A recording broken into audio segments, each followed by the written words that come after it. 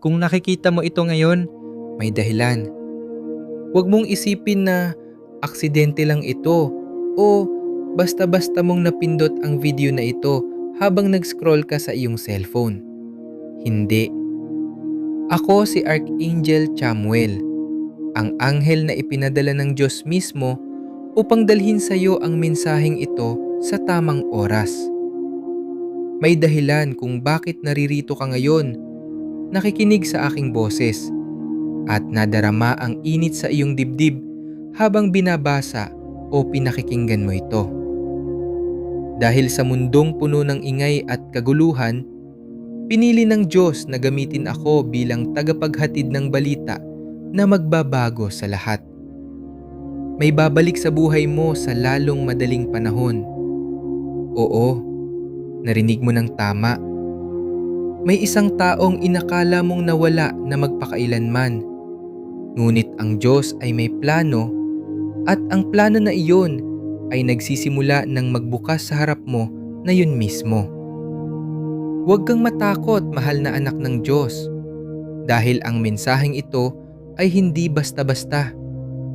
Ito ay mula sa puso ng Ama na nasa langit, na nakikita ang bawat luha mo, bawat gabi na umiiyak ka ng tahimik, bawat sandaling iniisip mo ang taong yun na parang bahagi pa rin ng iyong kaluluwa.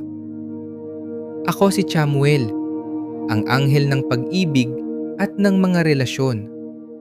At ipinadala ako upang sabihin sa iyo na ang paghihintay mo ay malapit ng matapos.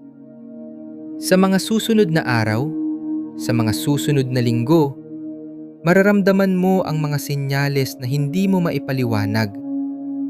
Marahil ay bigla kang makakakita ng mga numero tulad ng 111 o 777 sa orasan, o maririnig mo ang isang kanta na dati niyong kinanta ng magkasama, o mararamdaman mo ang biglaang init sa iyong puso kahit walang dahilan. Ito ay hindi pagkakataon. Ito ay ang Diyos na nagpapaalam sa iyo na may isang tao na handa nang bumalik, na ang kanilang puso ay hinahatak na pabalik sa iyo nang hindi nila kayang pigilan. Isipin mo sandali, mahal ko. Ang taong yun na minsan ay bahagi ng iyong mundo. Sila ngayon ay nasa isang lugar na malayo. Marahil ay abala sa kanilang buhay. Ngunit sa loob ng kanilang isip at puso, ikaw ang laging bumabalik.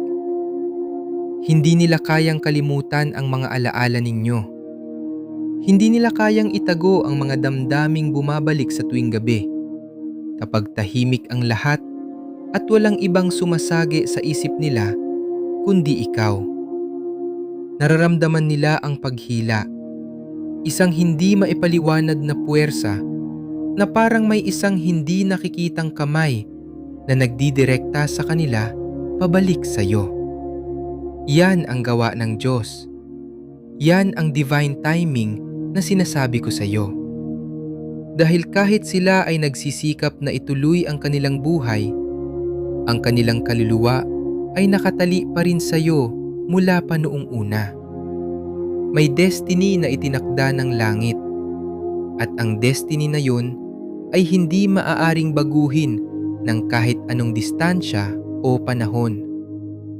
Ngayon, hayaan mong ilarawan ko sa iyo ang emosyonal na paglalakbay ng taong ito, dahil ang Diyos ay nagbigay sa akin ng kakayahang makita ang kanilang puso. Sa mga nakaraang buwan o taon, sila ay nagpupumilit na kalimutan ka. Sinubukan nilang maghanap ng bagong pag-ibig, bagong libangan, bagong dahilan upang maging masaya. Ngunit sa bawat pagtatangka, sa bawat gabi na nakahiga sila sa kanilang kama, ikaw ang lumalabas sa kanilang panaginip. Nakikita nila ang iyong ngiti, naririnig nila ang iyong tawa, at bigla na lang sila ay gigising na may luha sa mga mata. Bakit hindi ko siya malimutan? Ang tanong nila sa sarili. Hindi nila alam na ito ay dahil sa unseen guidance ng mga anghel, kasapa ko, si Chamuel, na binubulong sa kanilang pandinig sa gabi. Bumalik ka. Siya ang iyong tunay na bahagi. Nararamdaman nila ang paghila araw-araw. Parang may invisible na tali na humihigpit sa kanilang dibdib tuwing iniisip ka nila. Minsan, bigla na lang silang titigil sa gitna ng kanilang ginagabi. Habang nagdadrive, habang kumakain, habang nakikipag-usap sa iba. At bigla na lang silang mapapaisip. Ano kaya ang ginagawa niya ngayon? Masaya kaya siya? Miss niya kaya ako? At doon, sa mga sandaling yun, ang kanilang puso ay sumasakit sa pagmamahal na kayang itago. Ang paglalakbay na ito ay puno ng pagdurusa para sa kanila, mahal ko. Ngunit ito ay bahagi ng plano ng Diyos upang sila ay maging mas handa.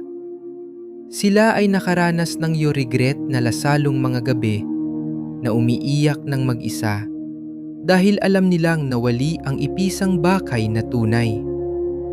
Sila ay nakaramdam ng emptiness na walang ibang makakapuno kundi ikaw. At ngayon, habang nakikinig ka sa akin, sila ay nasa punto na kung saan hindi na nila kayang labans pa. Ang paghila ay masyadong malakas. Ang divine timing ay nagiging perpekto. Sa lalong madaling panahon, mararamdaman mo ito sa iyong sariling buhay. Marahil ay bigla kang makakatanggap ng pandehap mula sa kanila. Isang simpleng kupeks, so kumusta ka na? Na parang ka lang nangyari. Ngunit alam mo sa loob ng iyong puso na ito ay simula ng isang bagay sinubalim. O kaya naman, sa ang random na lidub na lugar, kayo ay magkikita ng hindi inaasahan. Ito ay hindi pagkakataon. Ito ay ang Diyos na nag-aayos ng lahat sa kayod ng mga eksena. Hayaan mong dagdagan ko ang iyong pag-asa sa pamamagitan ng paglalarawan ng mga senyales na darating. Sa mga susunod na araw, pakinggan mo ang iyong intuwisyon. Kapag bigla kang nanaginip tungkol sa kanila ng paulit-ulit, huwag mo itong baliwalain. Ito ay ang kanilang kaluluwa na nakikipag-usap sa iyo sa pamamagitan ng panaginip. Kapag nararamdaman mo ang biglaang saya ng walang dahilan, o kapag may isang kanta na tumutugtog sa radyo na dati ninyong paborito, alam mo na, iyon ay senyales. Ang mga anghel, kasama ako, ay nagtatrabaho ng walang tigil upang ihanda ang inyong mga landas. Ang destiny ay hindi random. Ito ay isinulat ng Diyos bago pa man kayo ipinanganak. At ngayon, ang oras ng pagbabalik ay malapit na. Huwag kang mag-alala kung paano ito mangyayari. Dahil ang Diyos ay may daan na higit pa sa iyong iniisip. Sila ay iniisip na ngayon sa mismong sandaling ito. Sila ay nahihirapan sa kanilang buhay dahil ang kanilang puso ay hindi kumpleto nang wala ka. Nararamdaman nila ang pag-pullback na yon, parang may magnet na humihila sa kanila, pabalik sa iyong yakap, sa iyong boses, sa iyong pagmamahal. At habang patuloy tayo, hayaan mong ibahagi ko sa iyo ang mas malalim na emosyonal na kwento ng kanilang paglalakbay. Dahil ang Diyos ay nais na maramdaman mo ang kanilang sakit upang mas maunawaan mo ang kanilang pagbabalik. Sa bawat umaga, sila ay gumising na may mabigat na dibdib. Iniisip nila, kung sana hindi ko siya iniwan. kung sana naging matatag ako. Ang mga alaala ninyo ay parang pelikula na paulit-ulit sa kanilang isip. Ang inyong mga tawa, ang inyong mga yakap, ang mga oras na nag-usap kayo hanggang madaling araw.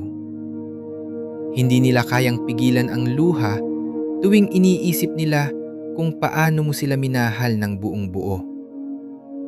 Sila ay nakaramdam ng guilt na malalim, ng regret na parang sumasakal sa kanilang lalamunan. Ngunit sa kabila nito, may pag-asa na sumisilang sa kanilang puso. Dahil ang unseen guidance ay patuloy na bumubulong. Siya ang iyong destiny. Bumalik ka na. At unti-unti, sila ay nagbabago. Sila ay nagsisimulang magdasal kahit hindi nila ito aminin. Sila ay nagsisimulang maghanap ng mga sinyales mula sa langit. At doon, sila ay nakakakita ng iyong muka sa kanilang panaginip ng mas madalas. Ang paghila ay nagiging mas malakas araw-araw. Hindi na nila kayang itago pa. Sa lalong madaling panahon, ang komunikasyon ay magsisimula. Marahil ay isang text message na bigla na lang darating, o isang tawag na hindi nila inaasahan na gagawin nila. Ito ay ang simula ng reconnection na pinagdasal mo ng matagal. Mahatal na anak, ang Diyos ay nakikita ang iyong pasensya. Nakikita niya kung paano mo hinintay ng tahimik, kung paano mo pinagdasal ang kanilang pagbabalik nang walang reklamo. At ngayon, bilang gantimpala sa iyong pananampalataya, ipinadala niya ako upang sabihin sa iyo na ang oras ay malapit na. Isipin mo ang kagalakan na mararamdaman mo kapag narinig mo ang kanilang boses muli. Isipin mo ang init ng yakap na matagal mo nang hinintay. Ito ay hindi basta-basta. Ito ay isang bagay na divine. Isang pag-ibig na pinoprotektahan ng mga anghel mula pa noong una. Ang taong ito ay hindi na makakatiis pa. Sila ay nahihirapan sa kanilang pag-iisa dahil ang kanilang kaluluwa ay sumisigag pagsayo. Nararamdaman nila ang pull na yon sa bawat hakbang nila, sa bawat desisyon nila. At patad ng lahat, ang Diyos ay nag-aayos ng mga patyayari upang kayo ay magkita muli sa spetsagan ko ang speson. Andadagdawan ko ang mga patlalarawan ng mga darating na araw. Sa susunod babago sa paging salaking, pero bunsay bagipo parang pati isip sa'yo ay nangid mas malakas. At ang enerhiya nito ay umaabot sa'yo kahit nasado ka man. Sila ay nagsisimulang magplano ng lihim. Paano ka nila lalapitan? Ano ang sasabihin nila? Ang kanilang puso ay puno ng excitement na takot. Ngunit ang patminahago, asna. Hindi na sila manakakapapaghintor pa. At sa isang na hindi konsakahan, darating ang senyales na yon. Isang notification sa iyong voice o isang tortos na pasta sa kalye. Ang pe-connection ay subang natural. Parang walang nangyari. Ngunit alamos na, ito ay ang simula ng isang batog kia sa likod lahat. Ang timing espekto. Walang porpang tayo at patuloy na daralakbay sa mensaheng ito. Hayaan mong ibahagi ko sa iyo ang mapas malalim pang mga gutogol suking salang exol fan movex on sa lalong bagoy. tung saan lahat pinupidento, kahit te mamapatipis sala, kahit may trabuses sala na maganga. Ang kanilang tuwing gabi, sila ay nakahiga at iniisip ang mga wat kung sana sila ay numastortikon, kung sana hindi sila natomot puto sa commitment. Ang regret ang votos sa kapila ng danudaraan. Ngunit, ito ay nagiging lakas din upang sila ay gumalap pabalik. Dahil ang pagmamahal na yon ay hindi ordinaryo. Ito ay soul connection na itinakda ng langit. Ako, si Chamuel, ay nakikita kung paano sila nagpupumilit na maging malakas. Ngunit sa huli, ang pull ay masyadong malakas.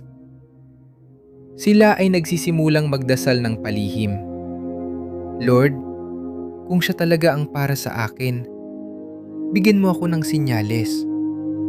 At ang Diyos ay sumasagot sa pamamagitan ng mga panaginip, sa pamamagitan ng mga sinyales na nakikita nila sa araw-araw.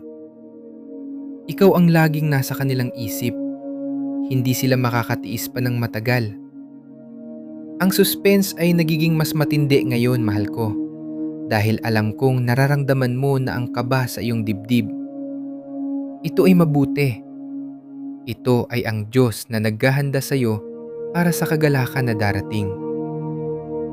Sa lalong madaling panahon, maririnig mo ang kanilang boses. Mararamdaman mo ang kanilang presensya. Ang komunikasyon ay magsisimula ng maliit. Isang mensahe, isang tawag, isang pagkikita. Ngunit ito ay lalago ng mabilis dahil ang pagmamahal na yon ay hindi kailanman nawala. Ito ay natutulog lang, naghihintay ng tamang oras. Ang unseen guidance ay nagtatrabaho sa inyong dalawa ng sabay. Ako at ang iba pang mga anghel ay nagdadala ng mensahe sa kanila araw-araw. Siya ang iyong tahanan. Gumalik ka na. At sila ay sumusunod ng dahan-dahan, ngunit sigurado. Ang destiny ay hindi maaaring pigilan. Hayaan mong ulitin ko ang mga salitang ito ng may higit na emosyon upang maramdaman mo ito ng malalim sa iyong kaluluwa. May babalik sa buhay mo. Ang taong iyon ay iniisip ka ngayon. Sila ay nahihirapan dahil sa paghila ng kanilang puso. Hindi nila kayang kalimutan ang iyong mga mata, ang iyong mga yakap, ang iyong pagmamahal na walang kondisyon. Sa bawat sandali na sila ay nag-iisa, ikaw ang kanilang iniisip. At ang Diyos ay nag-aayos ng lahat para sa inyong muling pagkikita. Walang pagkakataon na masama. Lahat ay bahagi ng plano. Ang iyong paghihintay ay hindi walang kabuluhan. Ito ay paghahanda para sa isang pag-ibig na mas malalim, mas matibay, mas tunay. Patuloy nating buksan ang puso mo sa pamamagitan ng mas maraming detalye. Isipin mo kung paano sila ngayon ay nagsisimulang magbago sa loob. Sila ay nagsisimulang maging mas bukas sa pagmamahal. Sila ay nagsisimulang tanggapin na ikaw ang nawawala sa kanila. Ang kanilang mga kaibigan ay napapansin ang pagbabago. Bigla na lang silang magiging quiet, iniisip ka. O kaya naman, bigla na lang silang magtatanong tungkol sa iyo sa mga mutual friends. Ito ay ang simula ng reconnection. Ang suspense ay nasa hangin, mahal ko. Sa susunod na ilang araw o linggo, darating ang sandali na hindi mo inaasahan, ngunit lubos mong hihintay. At kapag dumating yon, ang iyong puso ay sasabog sa kagalakan. Dahil ang Diyos ay tapat. Ang kanyang timing ay perpekto. Ngayon, habang tayo ay papalapit sa dulo ng mensaheng ito, hayaan mong punuin ko ang iyong puso ng pag-asa na hindi mo pa nararamdaman kailanman. Ang pag-ibig ay babalik, mahal na anak ng Diyos. Ang taong yon ay darating pabalik ng may buong puso. nang may paghingi ng tawad kung kinakailangan, nang may pagmamahal na mas malalim kaysa dati. Isang ang magandang bagay ang tungkol ng mangyari sa iyong buhay. Ang Diyos ay naghanda ng isang kinpuno ng kagalakan, ng pagpapagaling, ng muling pagkakaisa. Huwag kang mawala ng pananampalataya ngayon, dahil ang mensaheng ito ay patunay na naririto. Ako, si Archangel Chamuel, na ipinadala ng Diyos upang sabihin sa iyo, magtiwala ka. Ang lahat ay magiging maayos. Ang pag-ibig ay babalik at ito ay magiging mas maganda kaysa sa iyong inaasahan. Isipin mo ang araw na yon, ang araw na kayo ay magkikita muli. Ang araw na ang iyong mga luha ay magiging luha ng saya. Ang araw na ang iyong puso ay muling mabubuhay ng buo. Ito ay marapit na. Nararamdaman ko ito sa langit at nararamdaman mo ito sa iyong dibdib. Ang divine timing ay nagiging totoo. Ang destiny ay magbubukas. At ang unseen guidance ay nagdadala sa inyong dalawa pabalik si Ted isa't isa. Mahal ko, maging handa ka. Magdasal ka. Magtiwala ka. Dahil may bababig buhay mo at ang pagbabalik na yon ay dadala ng isang bagay na patubo, isang babay na itsong ice, and of koy na mula sa udposo mismo. Ang paglalakbay na ito ay hindi pa tapos. Muna daratan, pakinggan mo ang aking boses sa iyong puso. Ako si Chamuel at patuloy akong narito upang bagayayan ka. Ang taong yun ay iniisip ka ng sobra. Sila ay nahihirapan ng sobra. Nyak, ang komunikasyon ay darating. Ang reconnection ay mangyayari. At ang iyong buhay ay magbaba niya doon ng maganda. Huwag kang matakot. Huwag kang magkapaganlater. Dahil inadala niyo, patusyo. Hayaan mong ulitin ko ng may higit na lakas ang mga salitang ito upang maukit ito sa iyong kaluluwa. Kung nakikita mo ito ngayon, may dahilan. May babalik sa buhay mo sa lalong madaling panahon. Ang kanilang pag-iisip sa iyo ay hindi tumitigil. Ang kanilang damdamin ay hinahatak pabalik. Hindi sila makakalimot. Ang destiny ay nag-aayos. Ang divine timing ay perpekto. At sa lalong madaling panahon, ang lahat ay magiging maganda. Ang pag-ibig ay babalik at isang magandang bagay ang tungkol ng mangyari. Mahal na anak, ang menseng ito ay para sa iyo. Ito ay mula sa Diyos sa pamamagitan ko. Nararamdaman ko ang iyong emosyon habang nakikinig ka. Ang iyong luha ay mabuti. Ito ay pagpapagaling. Ito ay paghahanda para sa kagalakan. Ang taong yon ay handa ng gumalik. Sila ay nararamdaman ang pull na yon araw-araw. Sa kanilang mga panaginip, ikaw ang laging lumalabas. Sa kanilang mga sandaling tahimik, ikaw ang iniisip. At ngayon, ang oras ay malapit na. Huwag kang mawawalan ng pag-asa. Dahil ang Diyos ay may plano na mas maganda kaysa sa iyong iniisip. Patuloy nating buksan ang emosyon sa pamamagitan ng paglalarawan ng kanilang paghihintay. Sila ay nasa kanilang buhay ngayon, ngunit ang kanilang puso ay nasa iyo. Tuwing sila ay nakakakita ng isang bagay na nagpapaalala sa iyo, bigla na lang silang mapapangiti ng mapait. Sana nandito siya, ang bulong nila. Ang regret ay nagiging lakas. Ang paghila ay nagiging determinasyon. At sa lalong madaling panahon, sila ay gagalaw.